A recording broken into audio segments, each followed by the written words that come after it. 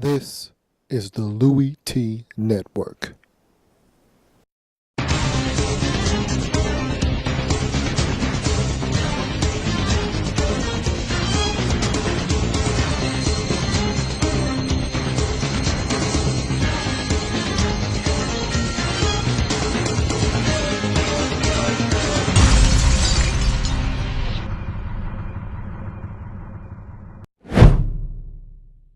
Wait a minute.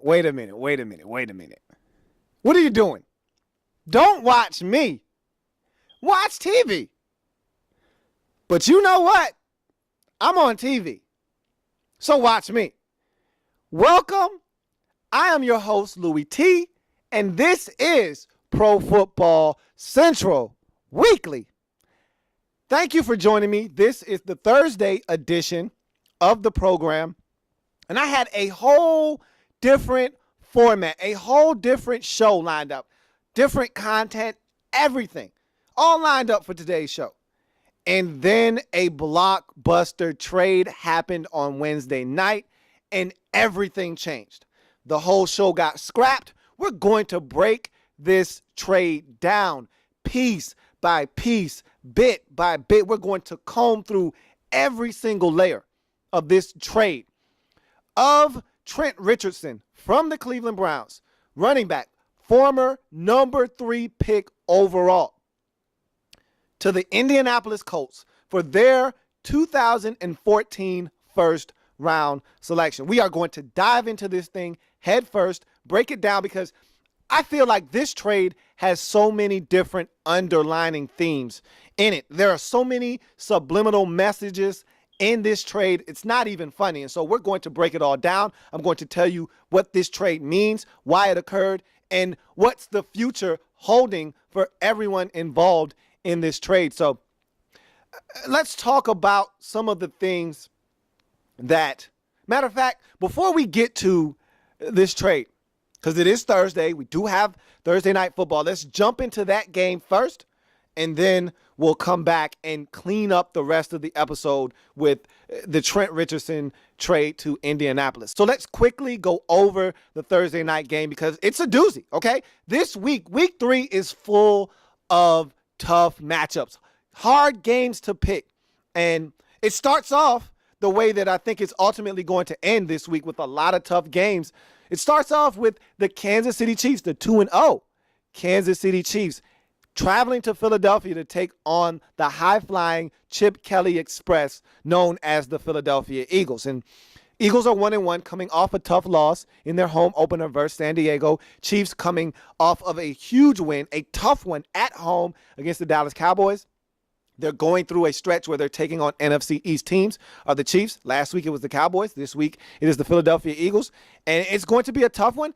It's the homecoming of Andy Reid, and it's going to be emotional. Andy Reid spent about a good 11, 12, 13 years of his career coaching the Philadelphia Eagles. There are going to be a lot of mixed emotions. I think this Philadelphia crowd, you say what you want about the Philadelphia Eagles and their crowd and the way they embrace players and coaches and things of that nature. Look, they understand what Andy Reid meant to this franchise. They wanted him out of there.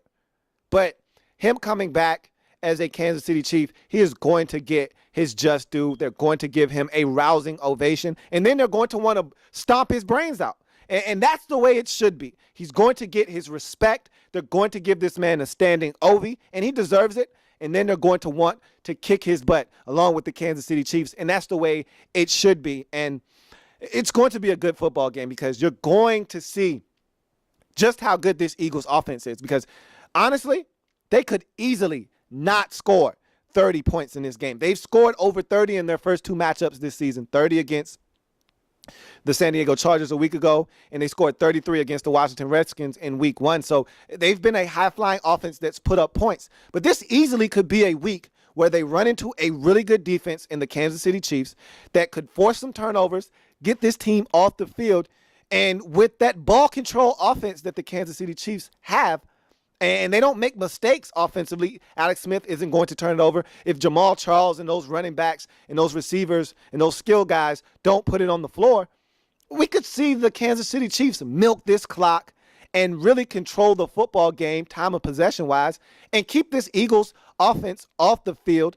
And you could easily see the Eagles end up with 20 points in this game, 17 points in this game. I could see that happening. The Kansas City Chiefs are that effective defensively, and offensively, they do not beat themselves. That's why the Chiefs will always have a shot in 2013. They're going to be a dangerous team because, number one, they're going to run the football. They're not going to turn it over, number two.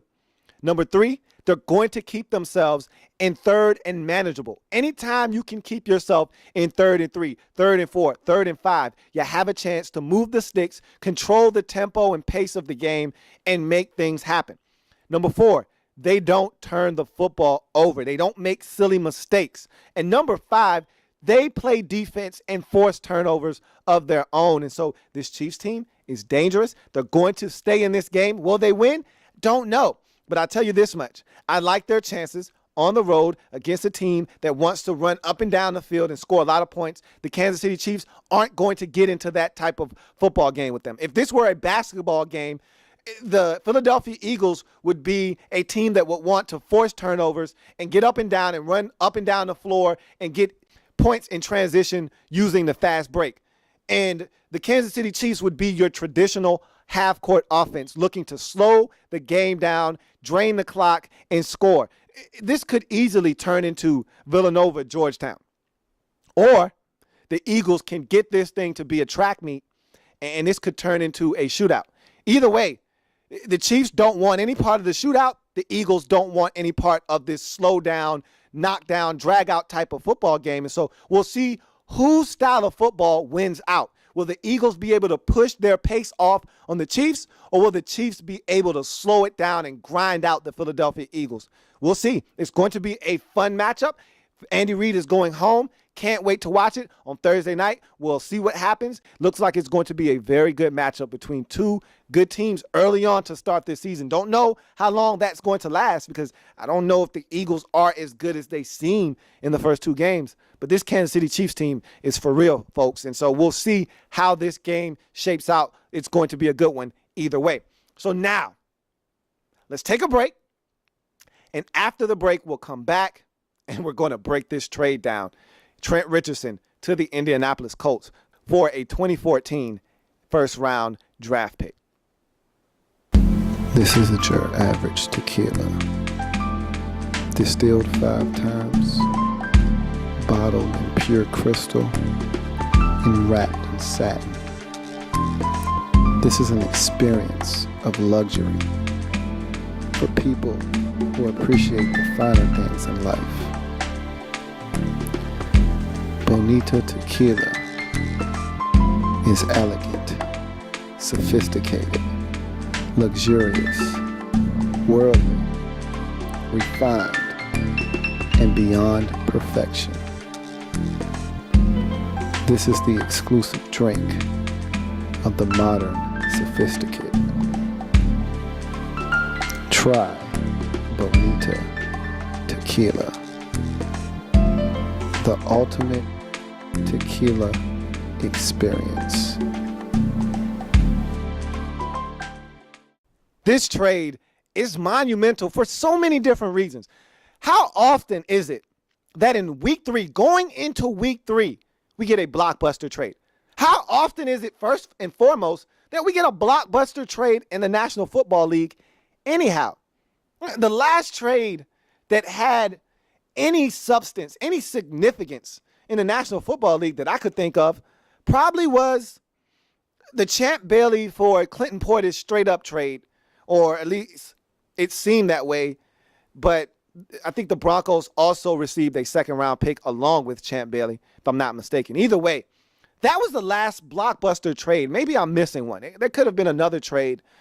We're not talking about draft trades. We're not talking about draft day trades. We know the Cleveland Browns and the Atlanta Falcons had a huge trade that allowed the Falcons to get Julio Jones. And look, we're not talking about draft day trades. This isn't a draft day trade. We're talking about trades that happen during the season, in the offseason. This is something that does not happen very often in the National Football League. And so let's break this thing down. Trent Richardson is off to Indy. And the first thing that I thought of when I heard that this trade had been commenced was, wow, what does this mean for Brandon Weeden? That's the first thing. I wasn't even thinking about Trent Richardson, okay? I was looking past him because I'll get to him in a second. I was thinking about Brandon Weeden because what this trade says to me, this is number one, because there are 4 major takeaways from this trade, and I'll start with this one. Number one, Brandon Weeden is on borrowed time in Cleveland. That's what this trade says to me. He's not our guy. He's not the quarterback of the future. Keep in mind that the coaching staff in Cleveland did not draft Brandon Weeden, okay? This is not their guy. And he got an opportunity in this offseason. And this is a thing that I thought of. They got Norv Turner as their offensive coordinator. And I said, Norv is an offensive guru. Whatever he touches turns to gold. Alex Smith looked like a lost cause. Norv Turner gets his hands on him. All of a sudden, Alex Smith is a viable NFL quarterback. Troy Aikman swears by Norv Turner. I've seen Norv Turner turn Brad Johnson into a 4,000-yard passer and a Pro Bowl player. Norv Turner is an offensive guru. He is a guy that can work with quarterbacks and turn them into NFL-ready quarterbacks. And so when I looked at Brandon Weeden in his state, in his situation in Cleveland, I said, this is the perfect destination for Norv Turner. He's going to get his hands on Brandon Weeden and turn this guy into a legit NFL quarterback. They've got weapons in Cleveland, and they know that they have weapons in Cleveland, and they said, hey, if Norv can get this guy to play some solid football, we've got a shot in this AFC North. Well, Brandon Weeden is up to his old tricks early on in this season, missing open receivers, turning the football over. He had 3 interceptions in week 1. He had a missed touchdown opportunity in week 2 versus the Ravens. Chris Ogbonnaya streaking down the sidelines, wide open, not a Raven in sight. If Brandon hits him in stride, he walks into the end zone for about a 55 or 60-yard touchdown. Instead, Brandon overshoots him. And in this league, you can't miss opportunities to score touchdowns. The Browns are tired of it. He gets injured, and now they know the writing's on the wall. They said, hey, we've got to go out and get our guy. And Rob Chizzinski came from Carolina with a scrambling quarterback that could do a little bit of everything. And I think that's what he wants. That's what he envisions for this Cleveland Browns offense. A quarterback that is mobile, that can get in and out of the pocket, that can run, that can be a threat to the defense, not only passing the football, but running as well. And so there are going to be at least 2, maybe 3, maybe 4 quarterbacks that come out in the 2014 NFL draft that will fit that mold, and the Browns want to position themselves to get one. And we'll talk about that because that's another takeaway from this. But number one, Brandon Weeden's time is up in Cleveland. That's what this trade says to me, because you get rid of Trent Richardson to acquire a first-round pick, which leads us to number 2. The Browns are looking for the quarterback of the future. And we talked about the Browns. I know I did. I can't speak for anybody else. I talked about the Browns ad nauseum in the 2013 draft, about them not selecting players, about trading back and collecting so many picks for future drafts. And you're wondering to yourself, what are these guys doing? Well, what they were doing was stockpiling picks, because they know what they want. And they know what they want wasn't available in 2013. They said, hey, we're probably going to need a quarterback. We're probably going to need a quarterback. And they missed out on Robert Griffin III. They wanted Robert Griffin III, but they didn't get him. They missed out on that sweepstakes. So they said, hey, the next time an opportunity comes for us to get a game-changing QB, we're going to make sure that that quarterback does not pass us by. We will do whatever it takes, including giving up 2 first-rounders, a second, a third, whatever it takes to get that quarterback here in Cleveland, we'll do it.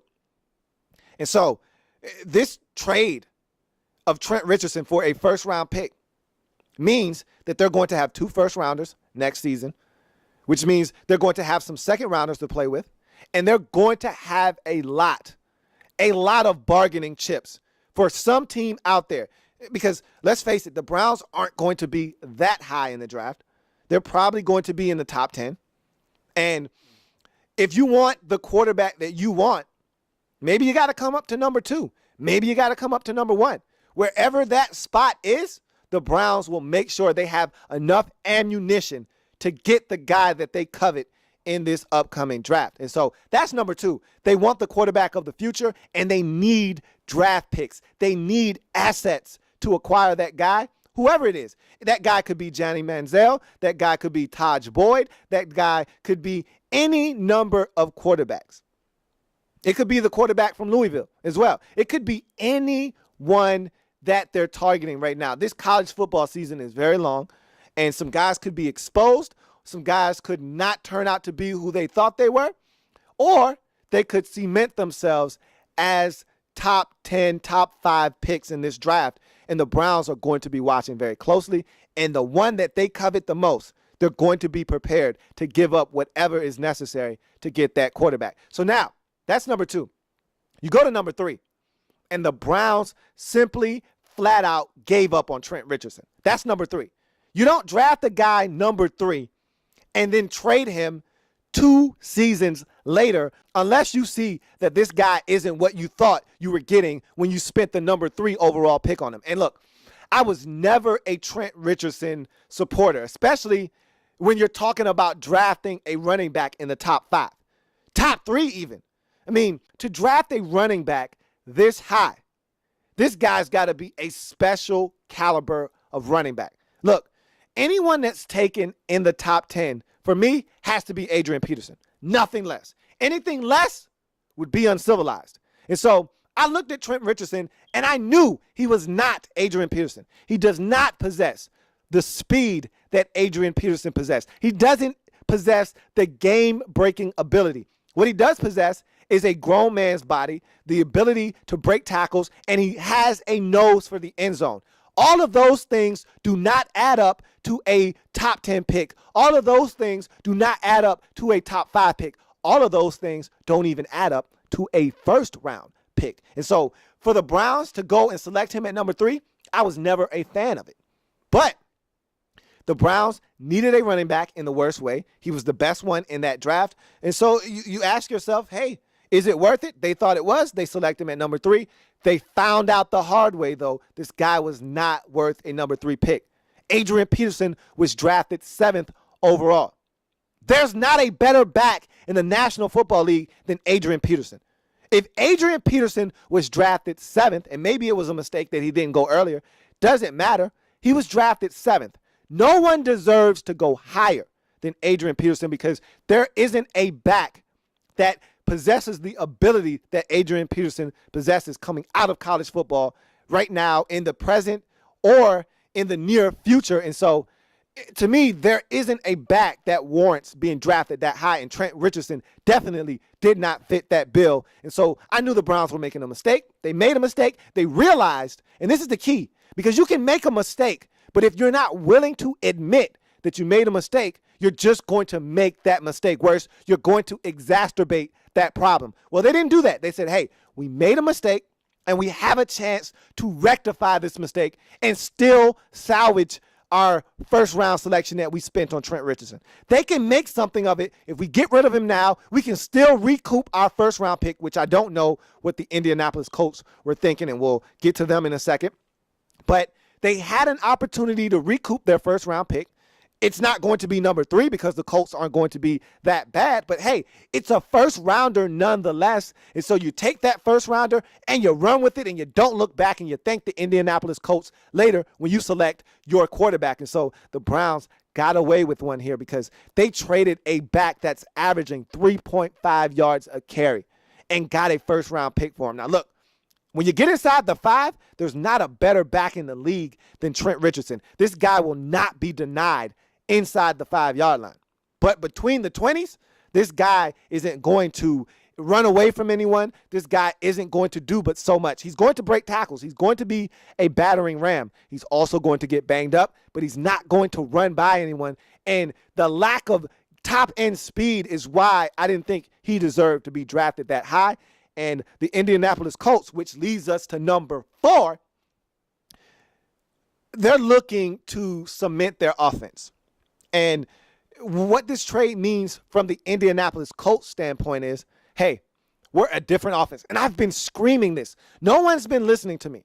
I haven't had anyone comment on this, haven't had anyone address this with me, but I've been saying this before the season started. This is going to be a different Indianapolis Colts offense. And if you haven't been watching the Colts in the first 2 weeks of the season, then you haven't noticed. But this is a different Indianapolis Colts offense. The pieces are the same. The offensive line is a little bit better. They're still giving up pressure, though. But nonetheless, this is the same offense from last year. Different offensive mind pulling the strings, okay? There's no more Bruce Arians in Indianapolis. That train left and went to Arizona. Now it's Chuck Pagano pulling the strings in terms of how this offense is going to be ran.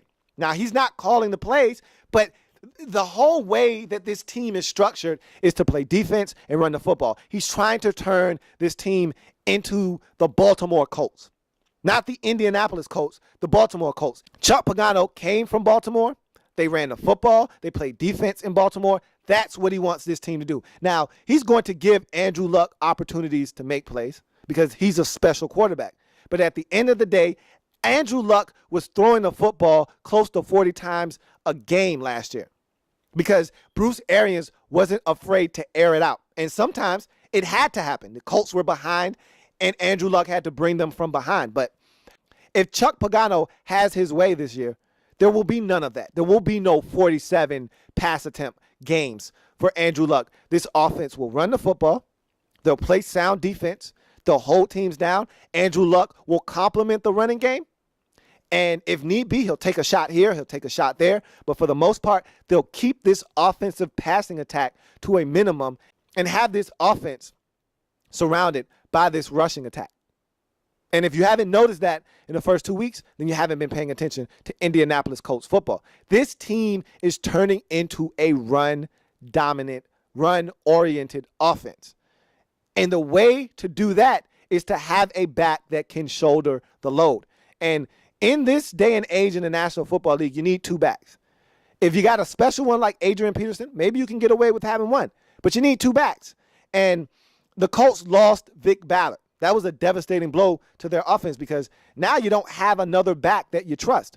So what do? You go out and get a guy that you feel like is a difference maker, a game changer. You go out and get Trent Richardson to put in as your featured back. You have Donald Brown behind him. You have Ahmad Bradshaw. You have a stable of backs that you trust that can run this offense and run the football. Take some pressure off of Andrew Luck. Now you can run play action fake, which is Andrew Luck's favorite thing to do. Use the seams to find the tight ends, which is one of Andrew Luck's favorite things to do. Use T.Y. Hilton on play action fake. Go deep. Hit him down the field. Use Reggie Wayne as a chess piece. Move him around. X, Y, Z. You don't know where Reggie's going to line up. And use this rushing game, this rushing attack, as a crutch to have defenses be off balance. And so the Colts saw Trent Richardson as a guy that could put them over the top offensively, so they went out and got him. Will he change the way the Indianapolis Colts are viewed in the AFC? I don't think so, not much. I don't think teams are now going to say, man, the Indianapolis Colts have a running game because they have Trent Richardson. The guy averaged 3.5 yards a carry in Cleveland.